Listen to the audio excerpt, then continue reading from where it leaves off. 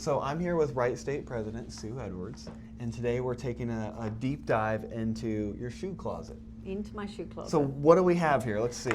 Okay, so I brought for you, if you come to a basketball game, you know I'm always wearing my Raider shoes. Yeah, okay. So these are Some custom Air Force Ones. Air Force Ones. Wow. In Raider colors, and of course they've got the WSU logo. Wow. I have a couple of pairs of these, Nice. and I like to interchange them. They are incredibly comfortable, and I do like comfortable. So they're incredibly comfortable, and it's just a little something. I even wore these to graduation this year. Oh wow, really? Primarily because I had hurt myself that week, so I had to wear something that was comfortable. So I've got those, Wow. and then I bought for you a latest pair of shoes, which are a deviation from my current shoes, and these were gifted to me by our athletic director, Joylyn Brown. Wow. Okay. And Some Cortezes. Yeah, some these Cortezes, are nice. and they are actually very comfortable. And originally when I thought them, I was like, these are very thin. Yeah. They're very narrow, but they're actually incredibly comfortable, and they're very summery. So I do like to wear them. I'll actually wear those with skirts. Well, I'm a big fan of the Cortez. Actually, you? with Forrest Gump, that was that model, the red, blue, and white shoe. Yeah. That was a Cortez. I did not know that. So I got those. I have two pairs of Cortez, but this is like the Forrest Gump model in my head at least. So no, this is really cool. So they're both Nike Bayous. They're both Nike Bayous. Wow. I do have a bit of a shoe problem. I have a shoe problem. Well, originally I saw you at the game and you were wearing some Jordan 1 lows, and I was like, and then I think a picture circulated on Twitter, and people are like, our president is wearing Nikes and Jordans and Dunks, and I'm like, wow, so I started thinking, I'm like, what other president has, a really good shoe game? Well, I don't know, but I love them. I love it. And I'm comfortable. And so, I went on this journey. Actually, I went on this journey of the shoe when I was sick, and I just, I was a bit body achy, and so I needed comfortable shoes when I was sick. And so I just started, looking at what were comfortable shoes and trying to find ones that, didn't upset my sort of my body at the time. And so they were the ones I've got on right now. Yeah. Which the are Air Force which One. are the Air Force One Paisleys. Yep. And so they were my first pair of Nikes that I bought. Oh, really? Yeah. Okay, so that's your first pair. This is my very Okay. first pair. So, and so it just grew from there. And so now every time a shoebox arrives on my doorstep, my husband sort of goes, another pair? Another pair? So, and even he's starting to get a bit of a shoe game. So Wow. I think it's contagious. But it is, all of them except two pair are Wright State. Oh, wow.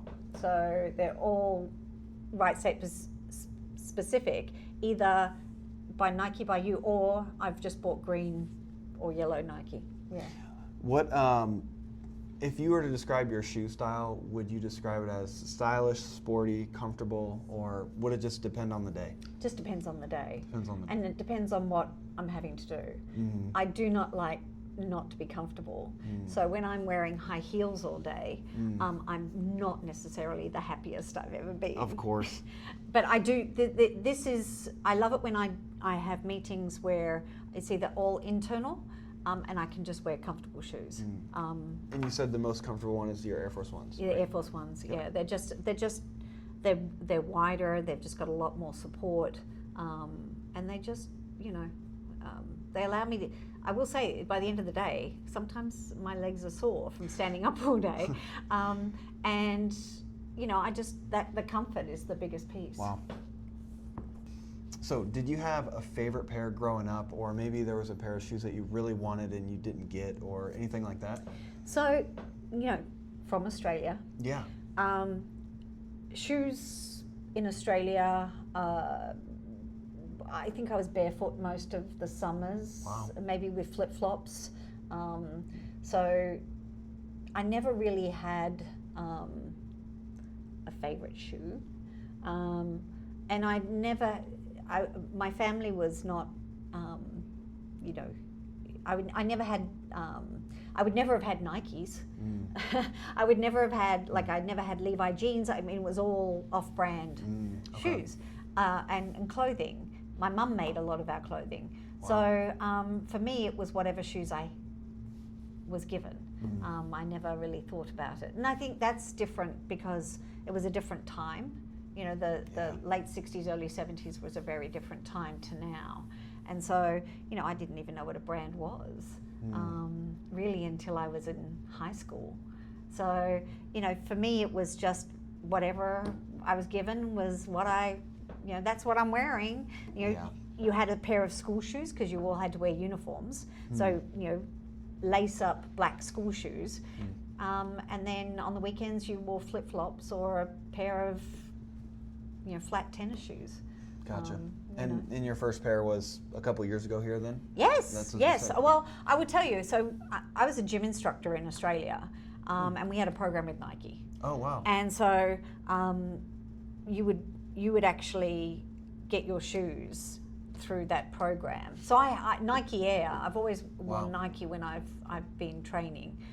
So yeah, so Nike are kind of my go-to brand because I know they fit. Okay.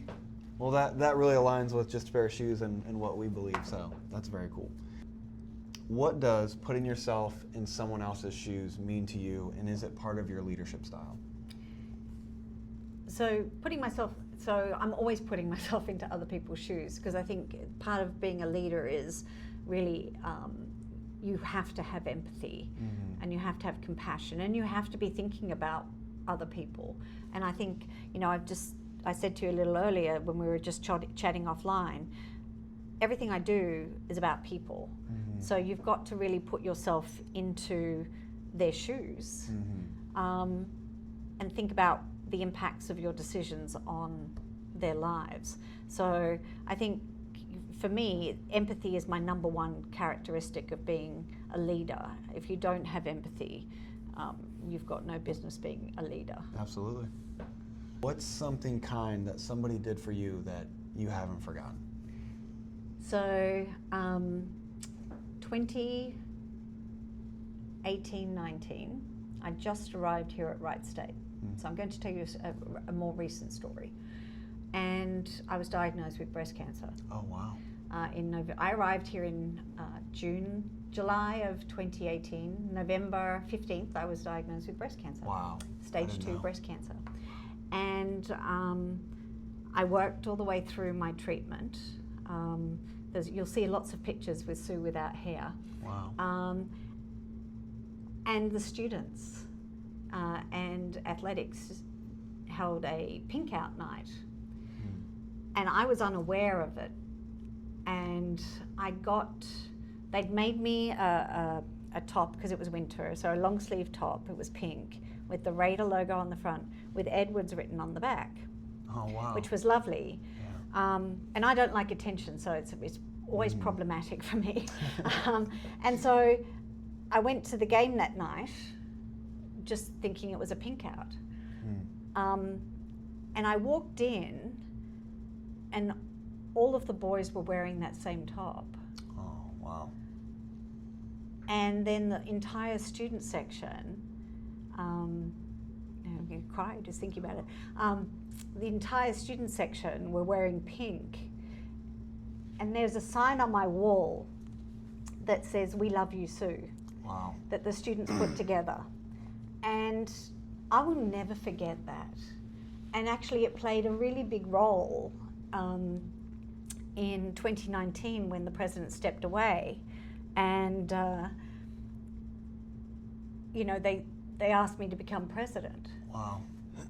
And all I could think of was, how could I ever let those students down? Absolutely. So for me, nobody knew me from anybody, you know, and those kids just rallied around me and made something that was probably the most difficult time of my career, personally and professionally, incredibly memorable. Wow. That's a really good answer. And they just held me. They just held me up the entire time. So I have the sign from athletics signed by all the athletes, and I have the sign signed by some of the kids that were in that section, and it sits in front of my desk. Wow. To remind me every day of why I do this job. That's amazing. That's a great answer. They are, the student body is with you and they're supportive, and that's amazing. That's what makes Wright State great. It is what makes Wright State great. Absolutely. Our kids are just phenomenal, and I would do anything for them. Wow. So, and that's why I'm here, So I graduated 2018 spring. Yeah. So I must have been right around You there. must have just been, because I came, you would have just graduated. Wow. So, Yeah, because I was going to say, that's unforgettable. I wouldn't have missed, I would have heard about that, or I wouldn't have missed that. Yeah, it was. Wow. It was truly special, and all I wanted to do was turn around and walk out, because it was just so overwhelming. Yeah. Wow. But I've never had anything come anywhere close to that. Wow. So. That's very deep, though. Thank you for sharing that. That's really cool. It's hard to share because it's just so amazing. So who has been the most influential leader in your life? Gosh, there's not just one person. I think you, in your life journey, you actually get to learn from so many different people. Mm-hmm. And I've just been very fortunate in my life journey that I've actually encountered people that have taught me something at every opportunity. And it's not always positive. So I think really for me, the one thing that I've learned from, I would say 99% of them, is that your role is to provide opportunities for others. And that's what I try to do. Okay. I also learned how not to be a leader by 1% of them. And so, and I think that was even more impactful. Yeah, absolutely. Than those that I've come across that really have made a huge difference in my life, because they presented me with opportunities that I would not have had, I don't think, or I wouldn't have even known about had I not crossed paths with them. And so I always think about that when I'm working with people. I always say, take every opportunity. Even if it doesn't end in a positive way, you've learned something from the experience. And so that's the one leadership thing I've learned, is every opportunity is a learning experience. Yeah, and it makes you more well-rounded. And it makes you more well-rounded. Yeah, and it gives you a different perspective, I think. Yeah. And so that's, all of my mentors that I have worked with have left an indelible mark on my journey. And it's a journey that I wasn't actually anticipating taking. So it's a fascinating. It's been a long journey, huh? It is. And it was not a planned journey. So I think that's where opportunity comes in. It was never a plan to become a university president. Wow. So. But you're here. But I'm here, and I'm so thankful I'm here. So yeah. So as a leader, how do you make tough decisions when there's just not a clear answer? I think any decision you make, you have to make it with the information you have in front of you. And sometimes you may not have all the information that you think you need, but there may be something that has to happen, and you've got to make the best decision with the information that you have. And I always sort of, if you get into analysis paralysis, that becomes problematic. But what I will say is, no decisions, especially the tough ones, are taken lightly. And so you have to make sure that you've got all your ducks in a row as best as you possibly can. And you understand the consequences of the decision that you're making, because there's always downstream effects of decisions. Yeah. And whilst, hindsight is, is dangerous sometimes, because I'm always thinking about how I could have done something better, how I could have communicated it better, how I could have, if I just had that last piece of the puzzle. But sometimes that last piece of the puzzle may not come for 5 years down the track. And if you wait 5 years, the consequences of waiting outweigh the consequences of that piece. So are you a perfectionist by nature? Because you're always trying to improve, or? I'm not a perfectionist. So it depends on your definition of perfection. Okay? My husband is a perfectionist. He's in construction and everything has to be just so. Okay? Sue understands that getting to just so in the world that she lives in is actually never going to happen. So you have to understand the data that you have, and everything I do is based on data. On the data. So because emotive decisions are generally not the best decisions if they're not supported by the data, because you've got nothing to back up your decision. Yeah. So you have to have enough information to make a decision, big thing, and not be reactive. Try and be proactive in making decisions. Yeah. So the amount of data and analysis that goes into moving the needle a little bit is actually quite significant. And sometimes you always go back and go, I could have done that differently. But I think that's part of just being a researcher, because when you do an experiment, yes, you're answering one question, but you're usually starting 12 other questions arise from that one experiment. Right. So that's the way I kind of think. I kind of think, well, okay, this is the decision we're going to make here, but what's going to happen as a result of it, and then how do we solve those problems? Yeah. Wow. So opening up a can, yeah, it's constant. You never stop thinking about how to improve things, and that's not for perfection, because perfect doesn't exist. Got it. What you've got to do is to make the best decision you possibly can. Is it more process improvement? Like, yes. Let's do this. And, okay. Process like the improvement. 6 Sigma. Yes. Yeah, I'm fascinated with that, and just making things a little bit better. And incrementally. And it doesn't. So, for example, if I ask the team, I want X information, and the reason I want this information is because I want to look at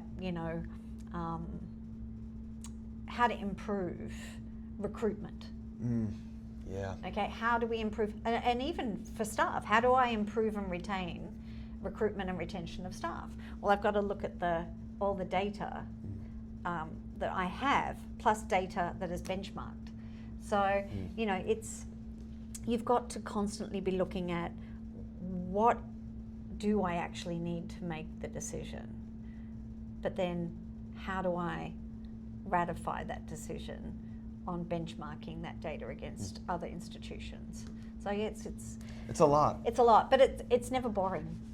It sounds It's never boring. It sounds like there's always something to improve, but at the same time there's just always things to do, right? Always things to Decisions to be made and everything else. I am never short of things to do. One piece of advice that you would give to students that are maybe unsure of how to walk their path through college or anything like that?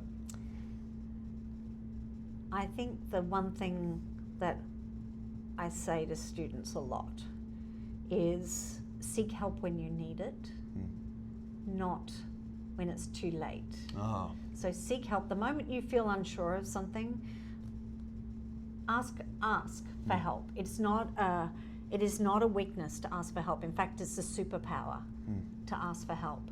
And I think, that may be something like, I've got a flat tire and I can't get to school. We actually have support services that help students in those situations, and so if you're unaware of the resources around you, become familiar with the resources around you. By asking questions. And by asking questions. And just understand that if you're here at Wright State, everybody is here for one reason, and that's to support you to be successful. So by asking for help, It just helps us connect you to an office or an individual that can guide you through whatever it is that is a problem right now. Yeah, that makes sense. You know, if it was me, That's good advice. math, you know, algebra. Yeah, you guys have tutors here. We have tutors here. I know, because I used them. You know, see, for math. see, and so many people are frightened to go to a tutor because they think they have to know it all. Yeah. And nobody knows it all. So asking for help, that's number one. Number two is take opportunities. If you get an opportunity as a student to participate in a club or an organization, or, you know, maybe start your own business. I know somebody who might have done that. Taking that opportunity and seeking the advice around the institution that can help you and guide you. I think that's a really big piece. So many people are frightened in this, certainly in you know, our current generations, are frightened to look as though they don't know the answers. And what they need to understand is there are times when even I don't have the answers, but I'm going to get the people that help me to help me answer the questions. And that's not a sign of weakness. That's just normal day-to-day life. Yep. You know, we don't have all the answers. And so how do we help you solve the problem that's in front of you? Yep. Ask questions. Ask questions. Closed mouths don't get fed. So yeah, absolutely. I think you're right though. I see that a lot as well. Yeah. So yeah. I mean, it's this fear of... It's like they're embarrassed or they're going to look bad. They're anxious. They're anxious about looking as though they don't know something. Yeah. And gosh, I mean, I'd be lost if I didn't say, hey, I have no clue about this, you know? Well, yeah, you also waste so much time by not asking when you can just get the answer and move to the you next. fall behind. So if it's a classwork, you've already fell behind. Yep. So actively seek out. So we have a Take Flight program here. And Take Flight is a program associated with students that are struggling financially, and they receive full tuition, and books and a laptop, but they receive mentoring. And so the leadership team all have 10 students a year. Wow. And what's really interesting is you'll reach out to the students and they won't answer your email. Oh no. And so you just keep reaching out to them, and then you have to stalk them. I have to sort of go and loiter around classrooms, because you want them to know that you are there when they've got to a point that they don't know who to turn to. And that's, as a first generation student, you know how it's tricky. What's a bursar? I don't know what a bursar is. Do you know what a bursar is? You know, True, yeah. Those sorts of questions that they're not really sure. They've got an email from the bursar about something and they don't know where to go.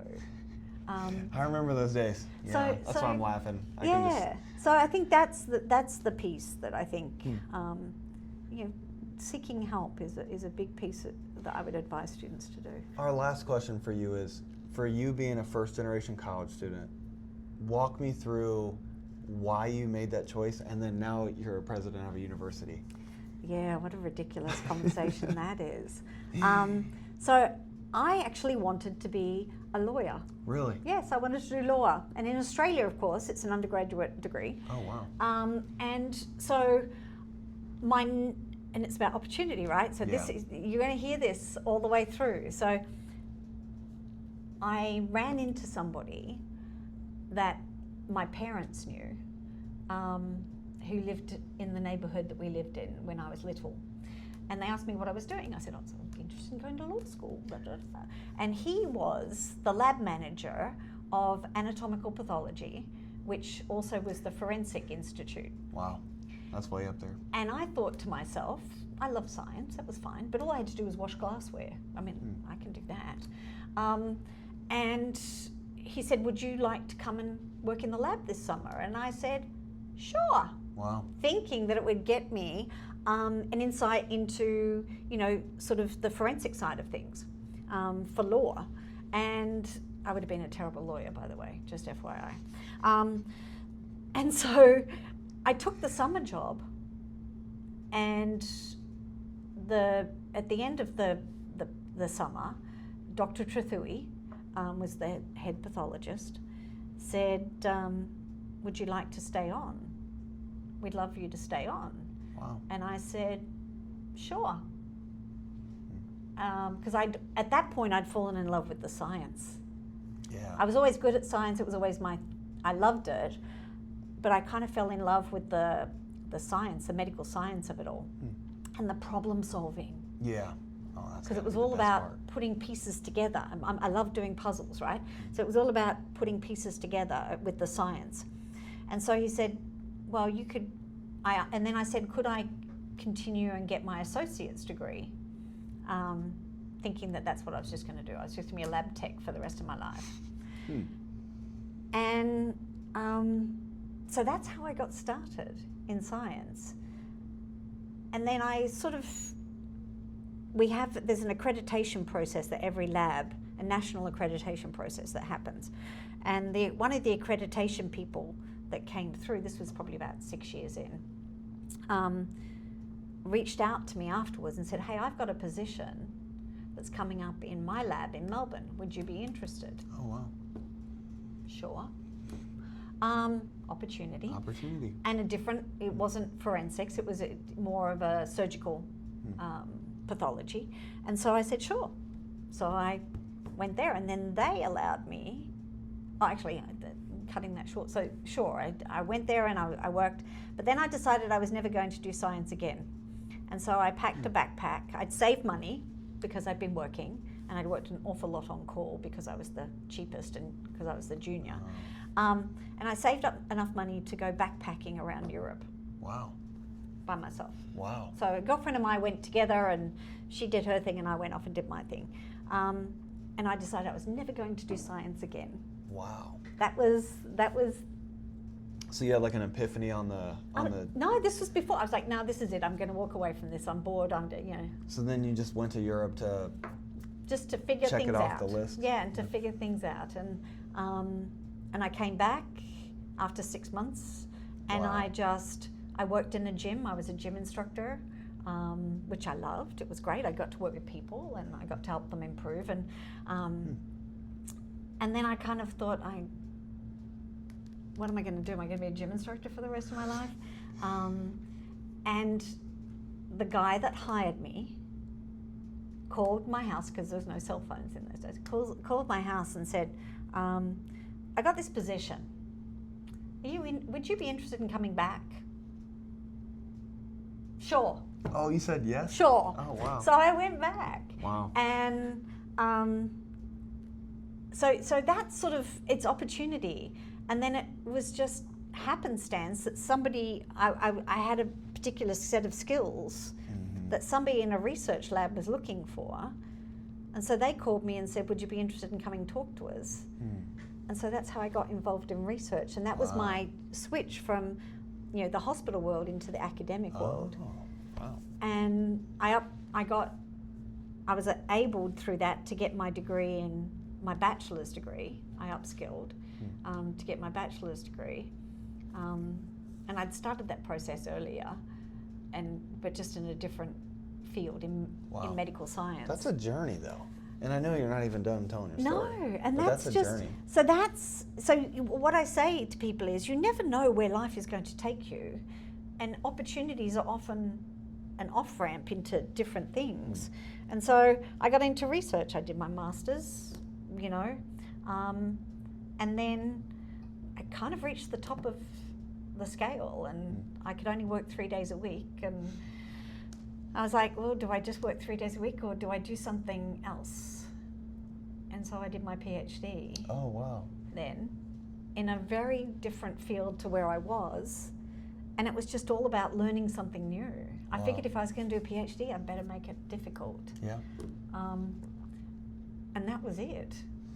Wow. So this really does make you pretty well-rounded, how you're not just sticking on one path. Yeah, and people, and I think that's the important story is, life isn't linear. If it's a linear pathway, how do you get all these other experiences? And so That's deep. you just have to kind of trust the process.